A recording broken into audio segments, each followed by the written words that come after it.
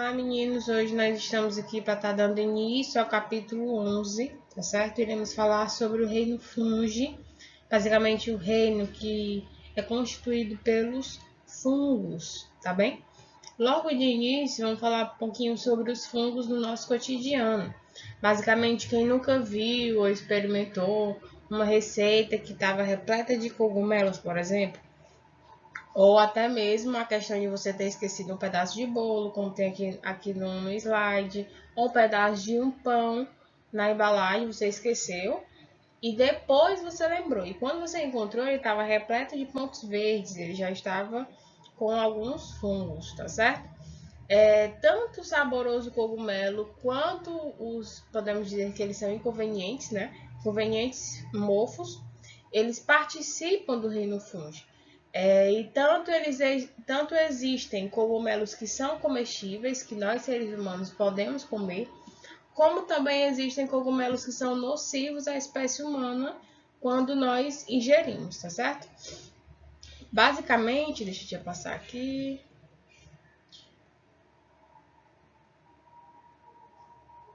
Pronto. Basicamente, os fungos eles vão compreender um reino bastante diverso, tem uma diversidade muito grande, que vai incluir tanto organismos unicelulares quanto organismos pluricelulares, sendo que os pluricelulares eles estão em maioria. E esses organismos eles são heterótrofos, ou seja, só para lembrar, tá? Eles não sintetizam o próprio alimento, eles não produzem o seu próprio alimento.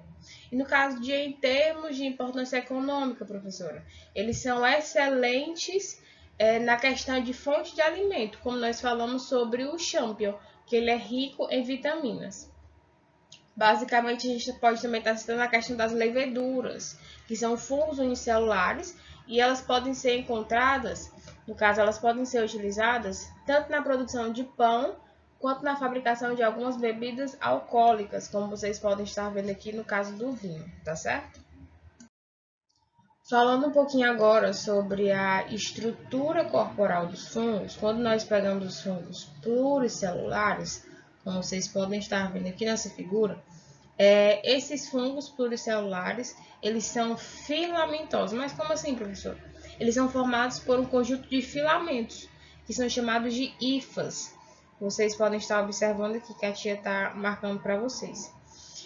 Basicamente, essas hifas elas vão corresponder a filamentos microscópicos bem pequenos, que formam como se fossem emaranhados, e elas vão ter uma capacidade de crescimento constante. No caso, elas são passíveis de serem encontradas em grande extensão no solo, como tem essa parte aqui de baixo. Basicamente, essa estrutura, ela vai ser uma estrutura que os fungos eles obtêm o seu alimento. Quando as hifas elas se emaranham, elas ficam emaranhadas, elas vão formar basicamente, elas vão ganhar outro nome. Como vocês podem estar vendo aqui embaixo, tem o nome de micélio. Então, quando as hifas elas estiverem emaranhadas, elas estiverem juntas, elas vão ganhar o nome de micélio, tá certo? Deixa eu já passar aqui. Pronto.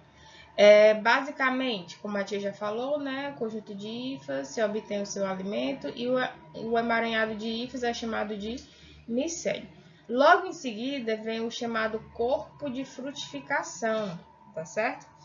Basicamente, esse corpo de frutificação ele vai aparecer em alguns fungos e basicamente a sua formação se dá pela compactação de várias hifas. Elas surgem fora do solo, como os cogumelos, que é até chamado de orelha de pau, e aquela parte dos cogumelos que se assemelha a um guarda-chuva, que é essa partezinha aqui, ela é justamente o seu corpo de frutificação. Em cada espécie, o corpo de frutificação ele vai ter um aspecto diferenciado, vai ter um aspecto diferente. E através desse aspecto, a gente consegue diferenciar os mais diversos fungos, desde aqueles que são importantes para a sua economia, até aqueles que são perigosos para os seres humanos, tá certo? Mas basicamente, professor, deixa eu dar uma passadinha aqui, pronto. O corpo de frutificação, basicamente, ele vai ser importante na reprodução dos fungos, pois é a partir dele que vai ser liberado as células reprodutoras, que são chamadas de esporos. Como vocês podem estar vendo aqui, essas bolinhas estão caindo do corpo de frutificação, da parte de cima, e eles vão ser liberados até o solo, tá certo? Falando um pouquinho agora sobre a nutrição dos fungos, como a tia falou para vocês no começo, os fungos são heterótrofos e eles usam uma grande variedade de formas de fontes, no caso de alimentos. No caso, pode ser desde a matéria orgânica de cadáveres de animais e plantas até organismos mortos. Deixa eu passar aqui. Aí, basicamente, a relação dos organismos vivos, eles podem ser tanto mutualística, no caso vai ocorrer uma troca mútua, quanto parasitária. E no caso, na questão da parasitária, vai ser basicamente quando o fungo ele invade e ataca o organismo vivo e pode ocorrer a incidência de doença, de alguma doença, tá certo? O fungo ele não é capaz de realizar a ingestão de alimentos.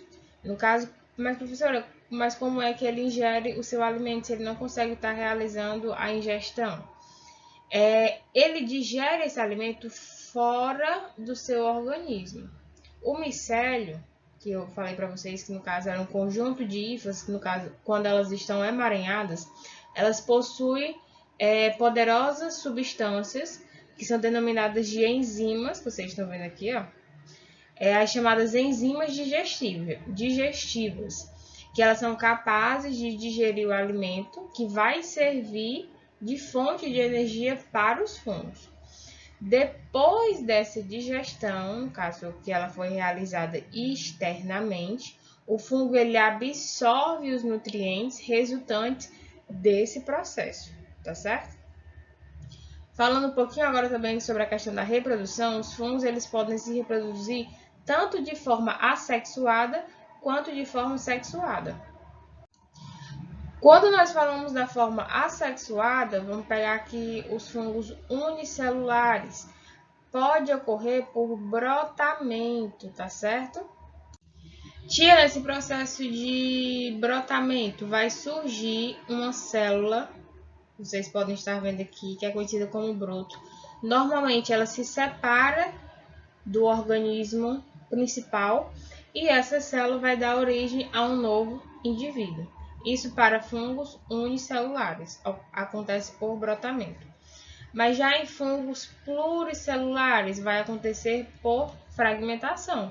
O micélio ele se divide em fragmentos, se divide em pedaços e cada pedaço vai dar origem a um novo indivíduo. Isso na reprodução assexuada. Professora, na reprodução sexuada, deixa eu colocar aqui para vocês. Vai ocorrer, no caso, eles vão ter duas hifas de sinais diferentes. Uma com sinal positivo e a outra com sinal negativo. No caso, essas duas hifas vão se unir e vão provocar a união dos seus núcleos, tá certo?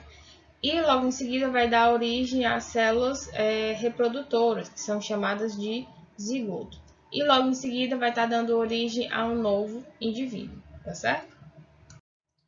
Para finalizar, agora a gente vai falar um pouquinho sobre algumas doenças que são causadas por fungos. A tia comentou com vocês que os fungos eles são capazes de invadir e colonizar o corpo de um organismo. Nisso, eles conseguem produzir o seu próprio alimento para a sobrevivência. Mas o problema está quando os fungos parasitas eles começam a se multiplicar e vão lançar substâncias nocivas à saúde do organismo hospedeiro, tornando essa relação, no caso, desarmônica. No caso, ela vai trazer algum tipo de prejuízo. Professor, essas enfermidades, essas doenças que são causadas por fungos, elas recebem o nome de micoses, tá certo? Dentre as quais nós podemos citar a questão da caspa, do pé de atleta, ou conhecido por vocês como frieira, e também o sapinho. Vamos lá falar sobre algumas delas nesse slide. A primeira que a gente vai comentar é a questão da candidíase. Ela pode ser provocada por qualquer fungo do gênero Candida e ela pode aparecer devido a alguns fatores, como é a questão do uso prolongado de antibióticos, a questão da gravidez e também da diabetes. Mas, professora, como é que você pode prevenir esse tipo de doença? É preciso a utilização do uso de preservativos durante a relação sexual. A questão também de evitar o uso de tecidos sintéticos e de ficar muito tempo com trajes de banho. E o tratamento ele consiste basicamente na questão de medicamentos. Você vai tomar medicamentos que são passados pelo médico, certo? Outra é a questão do pé de atleta, ou também, como a gente falou também para vocês, conhecida como frieira. Vai ocorrer a descamação da pele, pode acometer tanto homens quanto mulheres, tá certo? E basicamente essa frieira, no caso do pé de atleta, ela vai ser decorrente devido à umidade provocada nos pés de atletas por conta de esportes. Os atletas eles costumam passar muito tempo com meias e vai causar ali uma umidade no pé. A questão da prevenção é evitar calçar meias úmidas ou calçar sapatos sem secar os pés, né? No caso, vai evitar a questão da frieira. Na questão do tratamento, se você tiver com pé de frieira, também, no caso, desculpa, pé de atleta, a questão também vai ser sobre medicamentos. O médico vai passar medicamentos para você tomar para ficar bom dessa doença. E por último, vamos falar um pouquinho da dermatite seborreica, tá certo? Vai ocorrer uma descamação da pele, ocasionando coceira, avermelhidão, tá certo? Basicamente, para você se prevenir dessa doença, você tem que higienizar bem o cabelo e não dormir com o cabelo molhado. E se você contrair, né, essa doença causada por fungo, a questão do tratamento, ele precisa ser, no caso, a pessoa precisa ser acompanhada por um dermatologista, porque aí, no caso, ele vai passar shampoos ou loções que vão auxiliar no tratamento dessa doença.